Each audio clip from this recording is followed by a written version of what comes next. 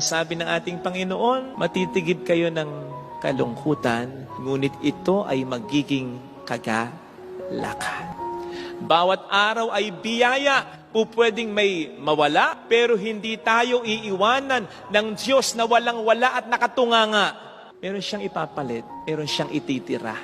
Hindi man kasing ganda, kasing halaga nung dati, ang mahalaga, mayroong ititira. May dahilan, kapatid, upang tayo ay muling ngumiti, tumawa, at sumaya. Ang problema, dapat dinadaanan, hindi tinatambayan. Ano man ang ating mga pangit na experiences, just feel it, but do not feed it. Ramdamin mo lang at wag mong aalagaan, wag mong hayaang manatili ng matagal na matagal sa iyong kalooban. Walang mangyayari sa ating maganda o mabuti kapag ganyan.